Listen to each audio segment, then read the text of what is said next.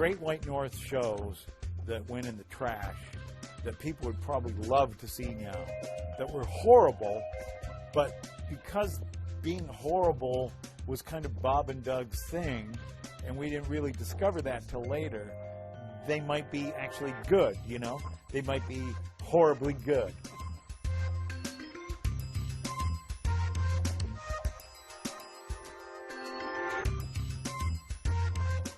One of the original SCTV cast members and a much sought-after scriptwriter and voice actor, Dave Thomas will live forever in Canadian cultural history as the co-creator, along with Rick Moranis, of those two Canuck icons, Bob and Doug Mackenzie. We caught up with the writer, actor, and inveterate Bob Hope impersonator in the offices of his animation company in Los Angeles. I think I know what you're going to say. Okay. Oh, see, now I don't like this. In 5? All right. Hold on. I'm getting a thought. You're going to ask me about when I was living in North Carolina and Britain, whether those had a kind of an influence on me comedically because we're the same vintage and you're aware of that comedy. Am I reading you right? Brilliant. Just Excellent. keep it going. I'll just sit here for the next half well, hour. The fact of the matter is, yes. I was very influenced by Peter Sellers and the Goons, and my parents were both British. My father's Welsh, my mother's Scottish. But also from American stuff, because my dad was at Duke and we were in Durham, North Carolina. He was a philosopher. And so Andy Griffith, before he did Andy Mayberry, when he was a stand-up, and he would do stuff like kind of travelogue through the South, and him and his kind of hillbilly family from North Carolina driving down U.S. number 1 Street to Florida, and he said, we'd see a picnic sign for free picnic tables 1 mile. And Andy says, you know, we kind of wish we had, we said, free picnic tables, let's get us one. And then Andy says, you know, we kind of wished we had waited till we was on the way back, being as they were made of concrete and all. So it was like, and then he had another bit where he's like, Florida had these, like, Florida was a real kind of a carnival in the late 50s and early 60s. And on the way down there, you'd see Stuckey's and you'd see, you know, free orange juice or all the orange juice you can drink for a dime. And so you'd go in and but it was basically a lost leader to get you into their store and buy pecan pie and other stuff. So Andy Griffith's bit was, he said, free orange juice, all you can drink for a dime. Let's go get us something. So they pull in and he says, puts his dime on the counter. He says, I believe I'd like to. So the guy pours him a big glass of orange juice. He drinks it. I believe I'd like another glass. And he said, well, that'd be another dime. And Andy said, well, hold on. Your sign says all the orange juice you can drink for a dime. The guy leans and he said, well, 1 glass is all you can drink for a dime. It was like, that's definitely Southern humor and not Peter Sellers or the Goon. For sure. But I was in Durham, and all the kids at school that I was with were from the South, so I was kind of getting that. Also, Tom Lehrer. Oh, okay. And my dad was kind of a comedy aficionado, and at that time it was LPs, vinyl, and he'd bring them home, and we'd listen to them, and everybody'd laugh, and then you'd kind of learn them, you know. Well, I'm curious about that because I was the same way, except for me, it was Newhart, Mort Saul, Shelley Berman, those guys. Did you listen to those guys at all? I did, but later. Okay. That shows the difference between your kind of urban leanings and ours were rural, you know? Okay, interesting. But Jonathan Winters for me. Right. And, you know, Peter Sellers, Spike Milligan's The Goons. Did you feel, as you were getting older, that you had a facility for comedy? At what age? Well, I don't know. Like when you were in your teens or anything. Like, what did you want? You end up. I could make people laugh. Yeah. And I knew these bits, and because we traveled, and my mother's a musician, and my brother and I kind of inherited a musical ear, and language and dialect is musical. There's a guy named Robert Easton who taught people like Charlton Heston how to do dialects. This guy was an absolute moron, and his dialect thing was like so heavy-handed and, you know, like riveting a dialect into somebody's vocal cords. And it's not like that. You know, doing a Scottish dialect isn't just butters and rolling R's. It's a song. Gaelic is a singing language. Are you not going to come out and play today? Yeah, it's a wee song.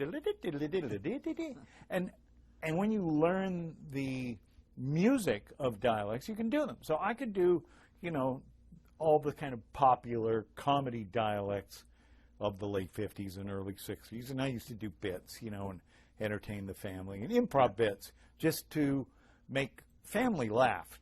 Yeah. Nobody other than that. Yeah. You moved around a lot, right? Your family moved around a lot? We did. Yeah. That didn't, that would bother some kids. It would make some kids more introspective. It didn't have that effect on you, it doesn't seem. I don't know. I'm a pretty superficial guy, so I don't introspect much. I think it made me try to make impressions and make friends fast. Right. Because you're not going to be in that city very long. So you're like, these people are going to be my friends. I'll make them laugh. And I was never athletic, so if I could make the jocks laugh, then I was their buddy. So yeah, I think I have this sort of normal classic roots for comedy. People have asked me about comedy. I really believe comedy is a disorder, not a talent. I think people are funny because there's something wrong with them, not because they have this amazing talent, So how did you end up being a copywriter at McCann Erickson? How did that come about? I'll tell you exactly how. I did Godspell before that. Okay. I was working on a master's degree and then got into the Godspell cast when they changed cast partway through the run in Toronto. And I couldn't be happier. And I'd sold some scripts to the CBC Radio. Okay. TV wouldn't take me. And then Godspell ended. And I couldn't get a job. And the only job I got for like 4 months was a Ontario Hydro commercial where I played a guy who pushed a sailboat into a high power line and got electrocuted. But that's it. And so I said, well, I'm not going to be a waiter who says he's an actor. So I'd been editor of the college paper at McMaster when I was a student. So I went back there, and they had printing capabilities, and I wrote up some fake ads and got some art, and then I wrote some fake TV commercials and fake radio commercials, put a little package together, and then I went through the phone books in Toronto, yellow pages, calling ad agencies alphabetically. And by the time I got to the M's at McCann Erickson, I got hired. And that's pretty entrepreneurial of you. I mean, that's not many people. I wanted a job. Yeah. And I was determined to get a job. Yeah. And I did not want a job that didn't relate to what I wanted to do, which is write or act or do comedy or something, And although in advertising you're always playing second fiddle to a box of soap, you can still get your licks in if you're creative and clever. And so I remember this guy hired me. His name was Harry Yates. He'd worked at Doyle Dane Bernbach in New York. Very interesting guy.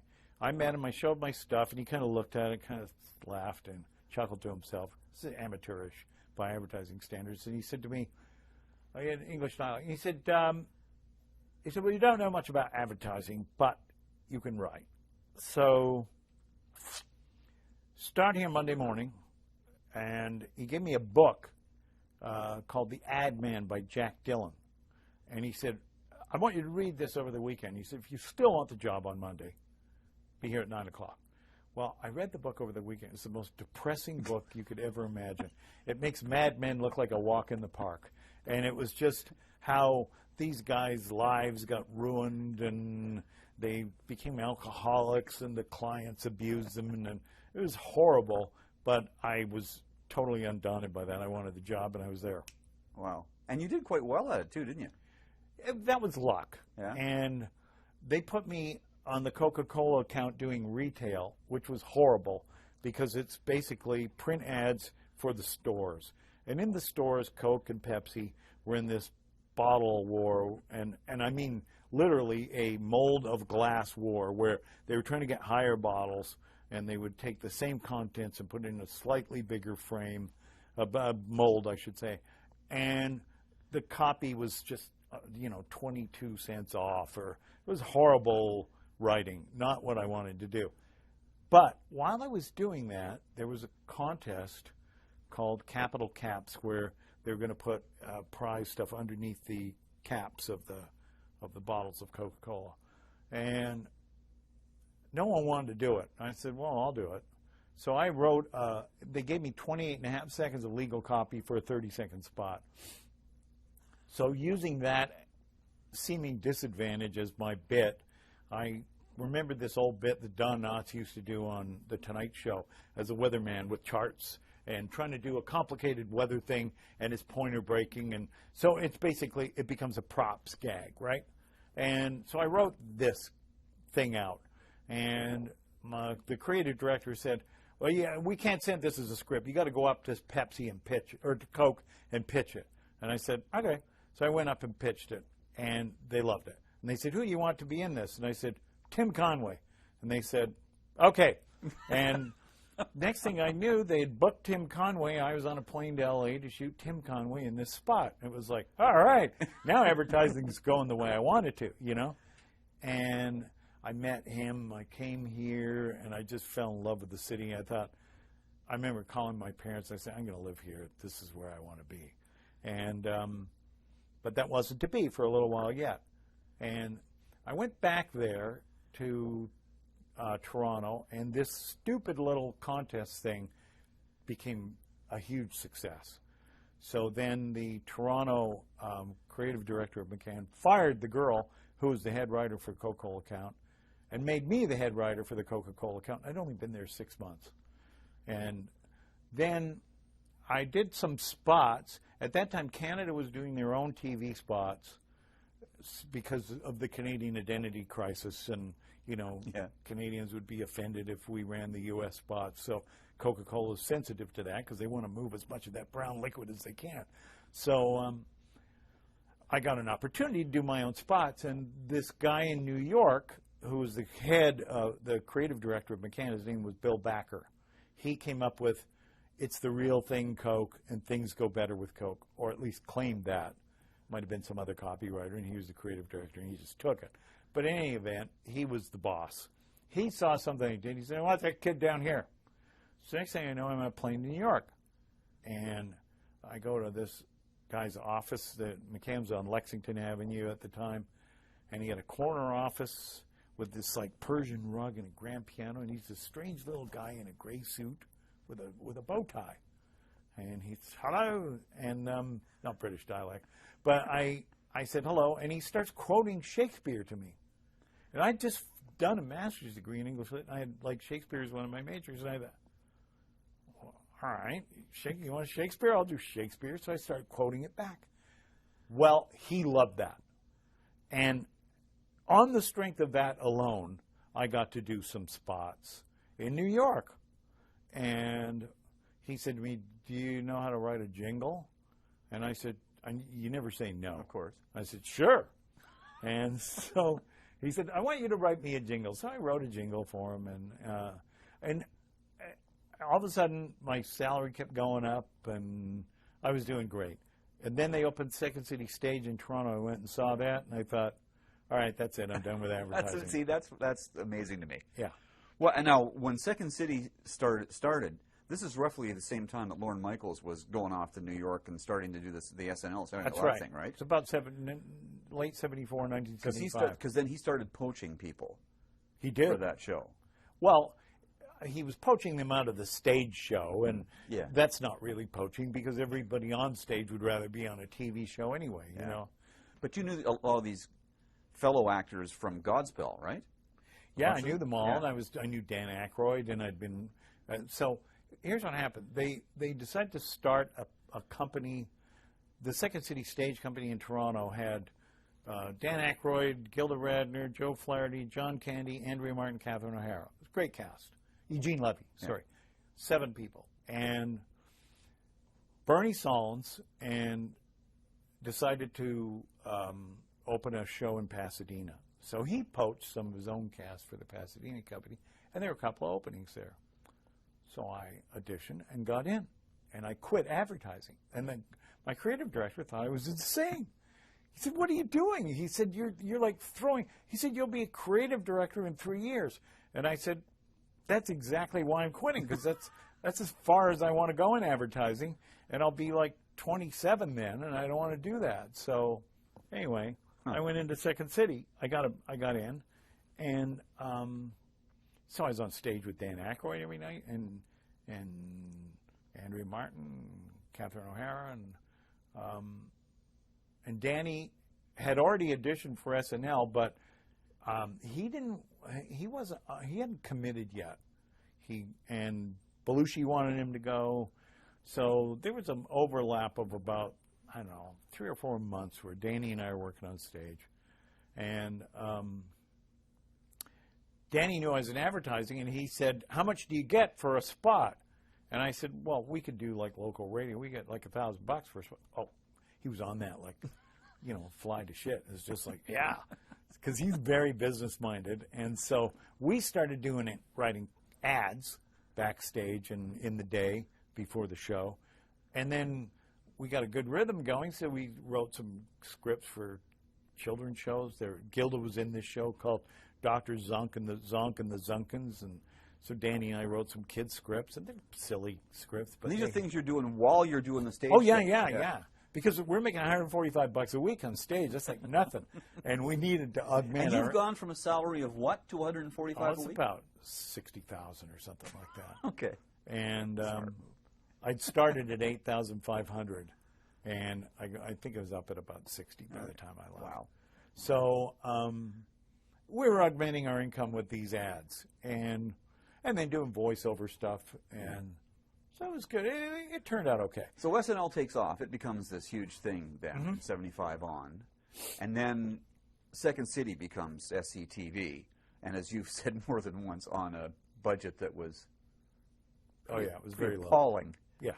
That you managed to get anything on the air seems amazing to me, given what you had to work with. Well,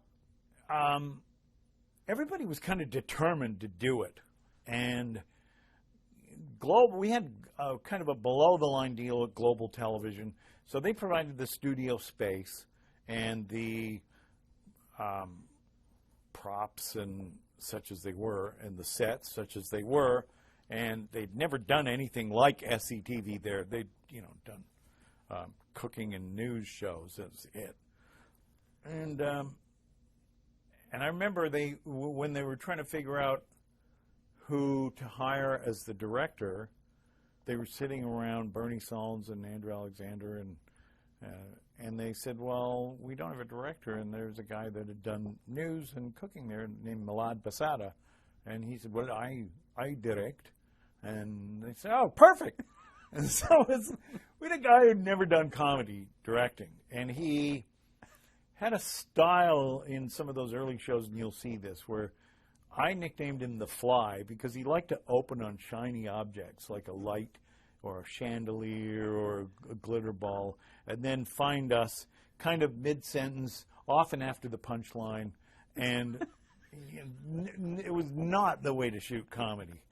But it was really interesting. And we had Harold Ramis as our head writer that first year, and Harold was really smart and kind of grounded the whole operation and said, "We got to do this, and we got to do this, and we got to do this," And I watched him really closely because I liked him. I thought he was really smart, and what he did as a writer, I wanted to be able to do. Yeah. And I remember the first day we all sat down, Harold said, "We should be able to write one piece a day and one at night. I'll write two." And it was just sort of like a gauntlet that he threw down, So I was like, "Okay, you write two, I'll write two." I was like very competitive and wanted to impress him and do well. Yeah. I want to jump forward a little bit now, of course, and ask you about the inevitable question about Bob and Doug, the Mackenzies, that you and Rick Moranis did. And I want you to tell me the story, and I've heard this for a long time, too, and so I'm assuming it's true and not apocryphal, that you guys did that because there was a extra 2 minutes for the Canadian version. Right. Because of CanCon regulations, Canadian content regulations, they wanted you to do something Canadian, and you just did it because you were pissed off at the CRTC. Well, it wasn't. No, that's not exactly right. It's the spirit of it is correct. Okay. It was actually the CBC, and it didn't really specifically relate to CanCon or the CRTC, but it was the CBC who said, since this extra 2 minutes is only going to be in the Canadian show, we would like you to make this distinctly Canadian. And were satirists. We were jokers, and we thought that the whole needy Canadian identity thing, which was nursed in the media, was just pure bullshit. And it was like, I was a Canadian kid, and I grew up with everyone else who had been like John Candy, and we watched American television, and we didn't want to do Canadian television, and we didn't want to do a documentary on a loon. We wanted to do TV. So, and I think we kind of spoke for the majority of Canadians then, you know, with what we felt. So we just went back at CBC and said, what do you want us to do? Put up a map of Canada and wear toques and parkas, drink beer, and talk about the Canadian identity? And they said, yeah, that'd be good, and if you could have a Mountie in it too, that'd be good too. So we actually had a Mountie mug on the set of those early shows. It's a big kind of a beer stein in the shape of a Mountie. But all of those were improvised, and we really didn't put any work into them because we felt it was kind of, you know, throwaway programming. It was extra 2 minutes. And what would happen is the rest of the cast would go home, most of the crew would go home.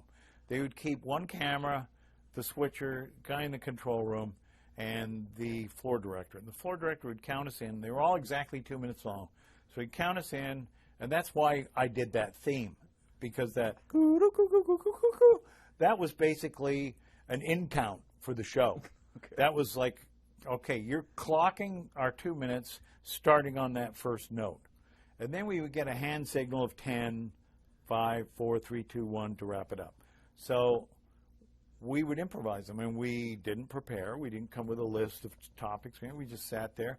We drank real beer while we did it, and it was like happy hour, and Rick and I just kind of like improvised. And so he'd start something, and I would say there was a waste ratio of about 1 in 5, maybe 1 in 10.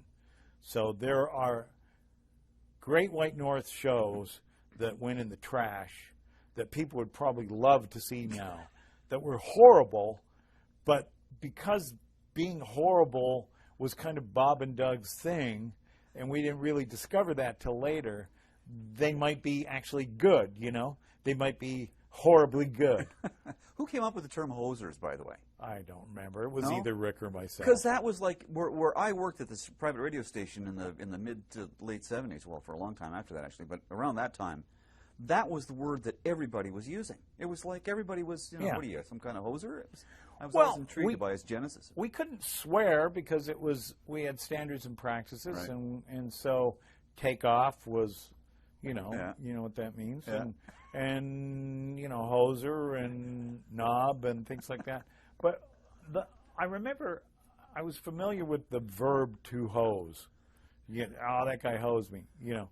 So I'd never heard the noun before, but so one of us coined the noun. I don't remember who it was. Okay. But you see, now I knew this would happen to you because we're only doing half an hour, and there's so many things I want to ask you. And now we've got like 5 minutes left. So, but I do want to ask you about the movie version of it, Strange Brew. Yeah. And I want to ask you about the fact that in that thing you had Max von Sydow, and you also had Mel Blanc as a voice. Tell me about both of those guys. Max, for one thing. That was I know there's a story there. There has to be a story. I wanted Max, and I had Max in mind. And we were sitting in Freddie Field's office at MGM, and he was the president of MGM at that time. This guy's legendary. He was Judy Garland and Mickey Rooney's manager, and then rose into the ranks of production. He said, "Who do you want for Brewmeister Smith?" And I said, "Max von Sydow." And he shouts to his secretary, "Get me Max von Sydow on the phone." It's like only in Hollywood, right? And he calls him in Sweden. And he puts him on a speakerphone, and he says, "Tell him the story of the script." So I had to tell Max the story of the script. And I did a truncated version of the story as quickly as I could, but it was kind of involved, you know. And Max just kind of listens, and at the end of it he goes, So, it's a comedy then. And totally undercut us. Everybody laughs, you know. And he decided, he later told me that he asked his son, who lived in the States, he said, have you heard of the McKenzie brothers? They want me to do the movie. And his son said, oh, you should do it. Those guys are hilarious. So it was on the basis of his son that he agreed to do it. And then I remember when on the first day he showed up on the set, I walked up to him and I said, I'm the guy who's responsible for you being here. I'm such a huge fan. I know you're the first Jesus to ever show his face on film, the greatest story ever told. I said, I know all of your Bergman stuff. I know your last speech in 3 Days of the Condor. And he said, really?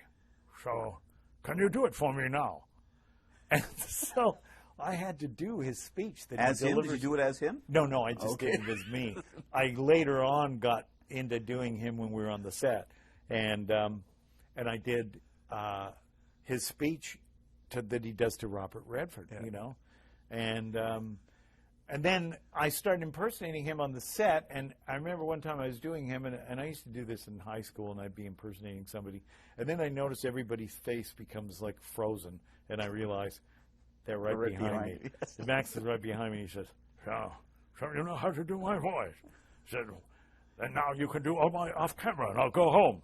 So I did. There is a lot of me in that movie doing off-camera for Max. Really? That just stayed. Yeah. And Mel Blanc? Mel Blanc, I loved from doing all the Warner Brothers stuff when I was a kid. I said, we want to get Mel Blanc for this. So they called, and Mel Blanc's rate was $10,000 an hour. Freddie Field says, I don't pay anybody $10,000 an hour. So I went, we got to get this guy. So I said to Jack Grossberg, the producer, I said, tell him it's about a 6-hour record, and we beat him down, and he'll do 6 hours for $10,000. So Jack laughs, and he goes back to Freddie with that. Freddie says, okay. So he comes and does it. Mel Blanc comes and does it. He's in and out in an hour, because I knew it was only an hour's work. Yeah, like that. And he got his $10,000. Good Lord. Okay, then my last question to you in our last couple of minutes. Because of, I mean, you've had a pretty good career, and you've had some disappointments in there as well and everything, but sure, you have to look back on it now and think, holy crap. I mean, you can do Bob Hope, and I'm hoping the last couple of seconds you'll just do a little Bob Hope for us, but you spent time with Bob Hope. You've spent time with, like, you end up being with these people that were your idols when you were young. I did, and that was pretty fantastic. And my first sort of sit down with Bob Hope was when I corralled him at O'Keefe Center through one of his writers, and we put up some stuff on him in his dressing room on a monitor. We put a monitor and a video playback beta, I think it was at that time, or it might have been a 3/4. And Bob watched that and he goes, "That's wow." He said, "You know, Richard Little, he tried to do my voice. He can't do it." He said, "But you got that down." And so I was, flash forward to doing shows with him. I was at his 90th birthday party. I came out and did Chester Hope. And, there's a Cronkite and jets flying over. And it's like a real tribute to Bob, and there I am, And I remember I was doing one show with him, and his daughter, Linda, was the producer. And Bob was going through the script, and he hits this monologue, and he says, I'll do the joke where, I danced around the house, and then it was like an earthquake joke. He said, I danced around the house, and then the house danced around me. And Linda said, well, that's not your monologue, Dad. That's Dave Thomas's monologue doing you. And Hope looks at her and he said, oh, yeah? Well, do it anyway. If he's going to do me, he should do me the way I would do me. So it's like, then I got Hope punching up my lines, It's like, it couldn't be better. It could be better. Yeah. We've done it. We've run out of time. This has been great, Dave. Thanks a lot. Yeah. I really appreciate it. This You is bet. fabulous. Thanks. Okay.